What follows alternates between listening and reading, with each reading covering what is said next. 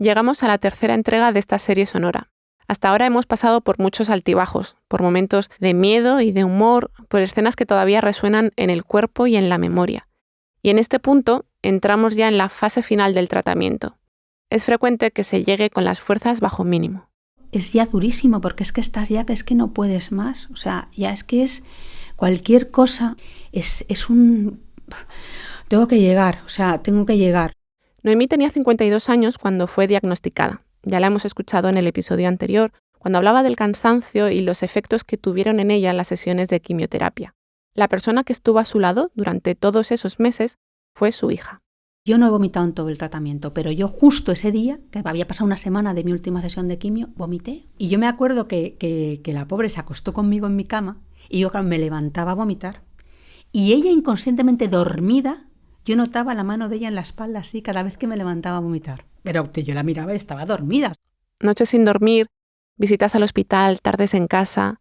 Fue un tiempo compartido entre madre e hija que rompió con la rutina de trabajo que tenía Noemí y también con los planes que tenía su hija, que estaba estudiando sus primeros años de universidad. Entonces yo me sentía culpable al principio porque decía, joder, es que una niña con 22 años no tiene que estar aquí. Tiene que estar divirtiéndose, tiene que estar disfrutando de la vida. Pero luego entendí primero que no era mi decisión, era la suya y que la vida es esto también. Es decir, nosotros somos una sociedad, desde mi punto de vista, que vivimos muy de espalda a la enfermedad, a la muerte. No queremos saber nada, es todo maravilloso, todo es Instagram, todo es una vida deliciosa. Y no es verdad, la vida también es enfermedad, la vida también es la muerte, la vida tiene todas estas vivencias, cosas muy bonitas y cosas como estas.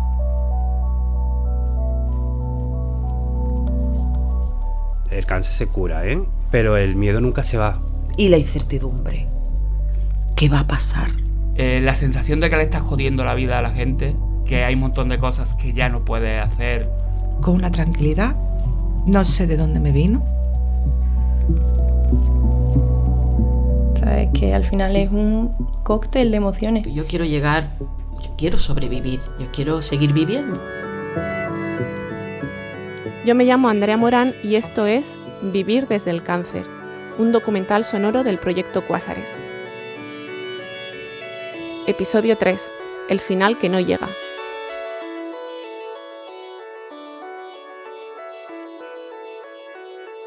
Recordarás que empezamos este relato en la consulta de un doctor o una doctora descubriendo cómo estas personas habían recibido la noticia. Tenían cáncer. Bien, ahora volvemos a ese espacio para finalizar el tratamiento. Es un momento que han imaginado muchas veces. En ocasiones parecía que se alejaba todavía más porque el número de sesiones tenía que aumentar o porque esas sesiones tenían que espaciarse y eso significaba retrasar las fechas. Pero el momento termina llegando. También para Noemí y para Nieves. Fue primero en la consulta de la cirujana. Le pregunté a ella, digo, Isabel, ¿ya me has quitado todo? Y me mira y me dice, te lo he quitado todo. Y yo ahí me puse a llorar, pero a llorar que no te puedes ni imaginar. Y entonces, claro, yo en ese momento, bueno, fíjate, en ese momento fue como, lo he conseguido, ¿no? O sea, todo lo que he pasado, todo lo que he sufrido, ha tenido su consecuencia. Estoy limpia, ya no tengo cáncer. O sea, ya se acabó. Buah, las lágrimas de mi pareja cuando me dijeron que no se veía nada en la resonancia. No entraba ni en mis mejores sueños que eso se pudiera producir.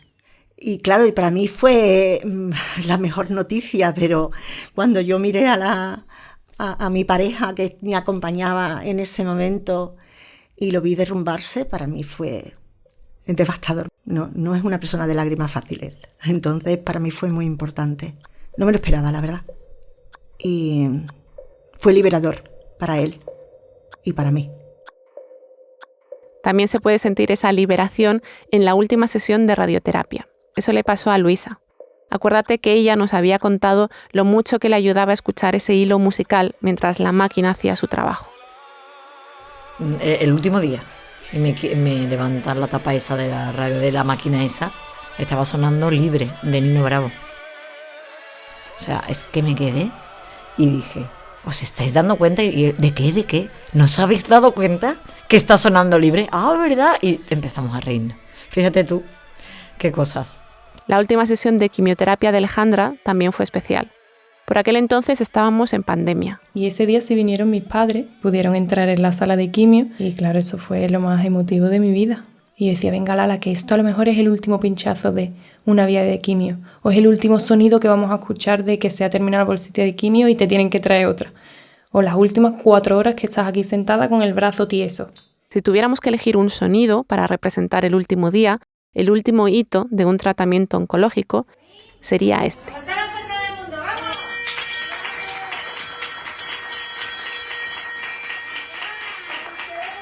Es una campana que se sitúa en la sala de quimio.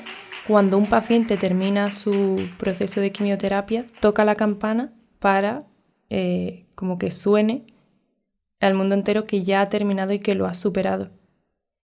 Se cree que esta tradición comenzó en 1996 en el centro MD Anderson de Houston, en Estados Unidos.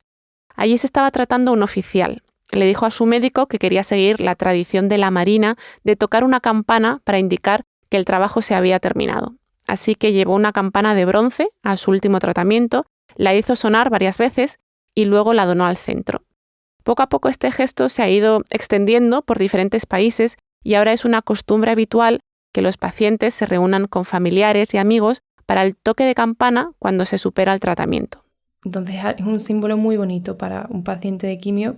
Estás dándote quimio todos los días y tú ves la campana en la pared. Dices, algún día me visualizo tocándola. Me veía sentada, rodeada de mis abuelas. La sala lloró, pero vamos, yo me aseguré de tocar la campana para que se enterara España y el mundo entero. Es una campanita chica, pero no veas tú cómo suena, ¿sabes? Y entonces empecé a tocarla con una velocidad enorme. Y empecé... Yo creo que posiblemente esa velocidad que yo cogí para tocar la campana era la felicidad que sentía de terminar. Fue una liberación y ese día toqué la campana hasta 3 veces. Yo parece que estaba en éxtasis, de verdad. Ahora lo pienso y no me reconozco. Estaba muy arriba. Era como una sensación de ya ha pasado esto, venga, otro pasito más. Ese repiquetear es sin duda un momento de alegría para quien está tocando la campana de los sueños, así se la conoce. Pero su sonido también se escucha unos metros más allá, donde a otras personas todavía les queda mucho camino por delante. Escuchamos a Quique. Cuando estás en la quimio y de repente escuchas a alguien tocar la campana, tú te alegras y tú aplaudes porque toqué la campana.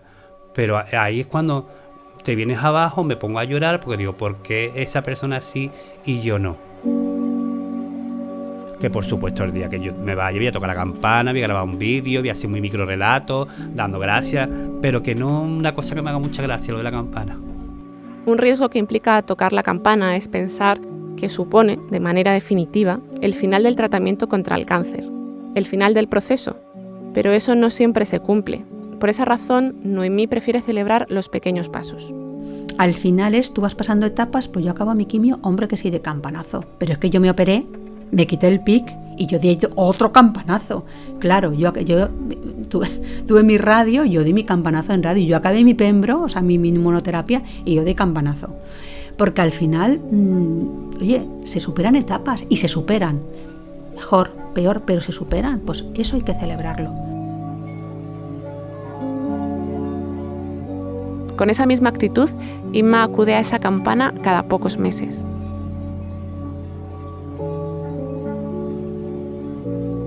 Salgo de la consulta, de la revisión, y yo toco la campana. Cuando me dicen, nos vemos dentro de 3 meses, yo toco la campanita otra vez, porque para mí es una super noticia, tengo 3 meses de vida más.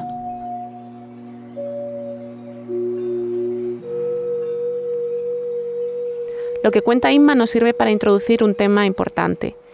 ¿Qué ocurre después del tratamiento? ¿Tiene el cáncer un final? Es muy difícil, quizá imposible, darle un cierre a una enfermedad como esta. En parte porque una vez termina el tratamiento comienzan las revisiones. El paciente tiene que volver al hospital cada pocos meses. O sea, no olvido que tengo cáncer, o que he tenido cáncer, o que no sé cómo llamarlo muy bien. Pero lo olvido hasta una semana antes, 10 días. Ya empieza... Lo que empieza para ella es una inquietud, un dolor en el estómago al que Inma le ha puesto nombre. Y hasta aquí doña Angustia. Yo me la imaginaba al principio además como la bruja del tren, fea, con su moño, con su escoba, como que venía a machacarme, ¿no? Después desaparece, se queda ahí ella como dormidita. Pero ahora ya la miro hasta con cierta amabilidad, porque sé que me va a acompañar durante muchísimo tiempo.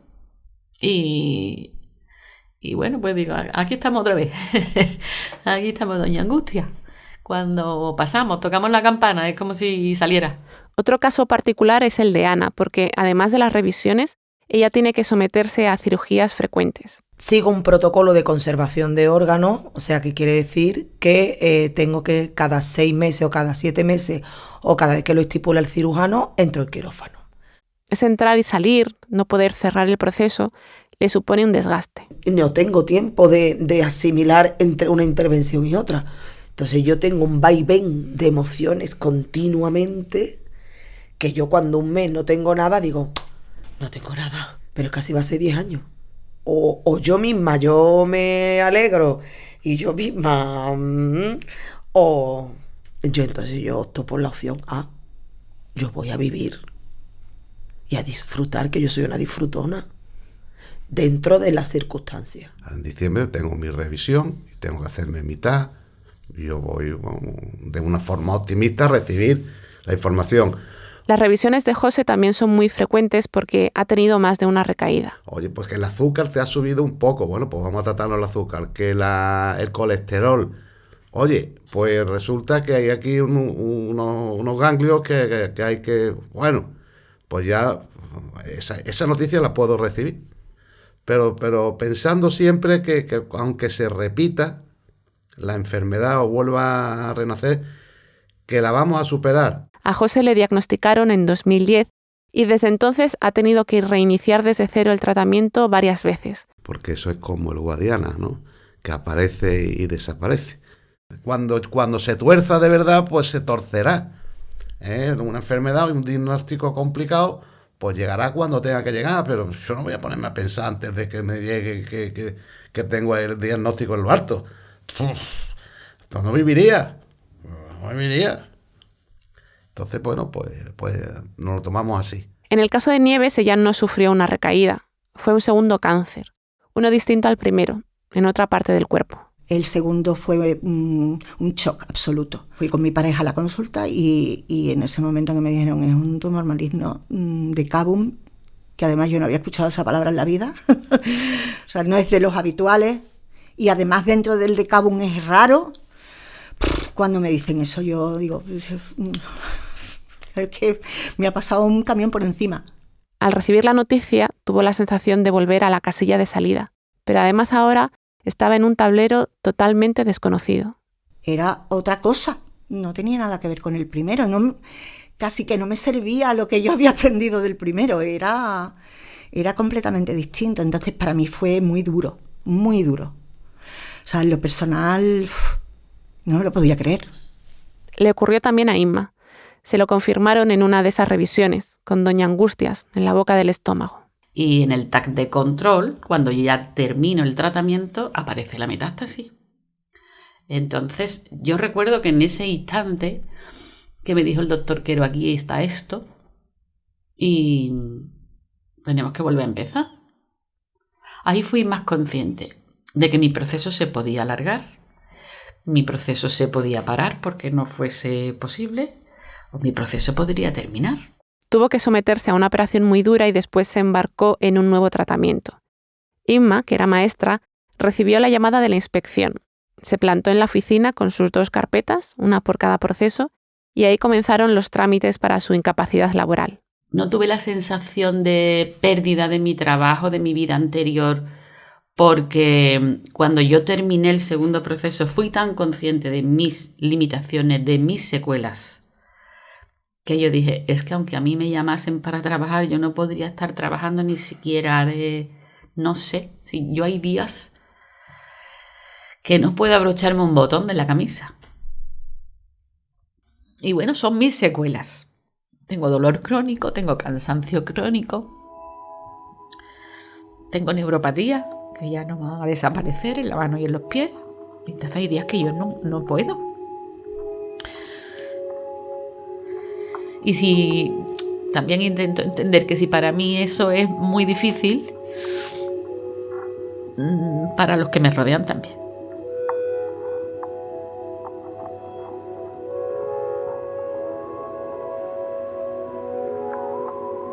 Por esas limitaciones, ya desde un primer momento Inma descartó regresar al trabajo, algo que para muchos implica retomar la vida de antes del cáncer, recuperar la rutina, los compañeros, salir de casa, sentirse conectado a una profesión, sentirse realizado quizá.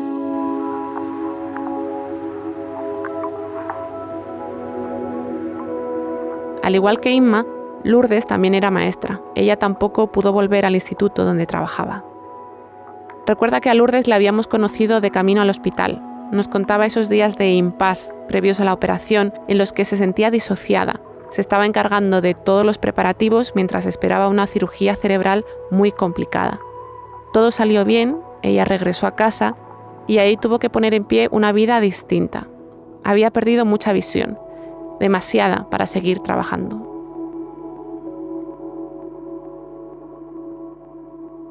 El momento mío del duelo, no se me olvidará, fue un 20 y tanto de febrero y me llama mi jefe de estudio con toda esa poca delicadeza que tiene ese señor y me dice, sin preguntarme ni siquiera cómo estoy, nada. ¿Lourdes? Digo, sí. ¿Soy tal? Digo, sí, te he conocido, dime. Ya no apareces en la base de datos. Yo estaba en el Carrefour comprando. Y ahí fui consciente.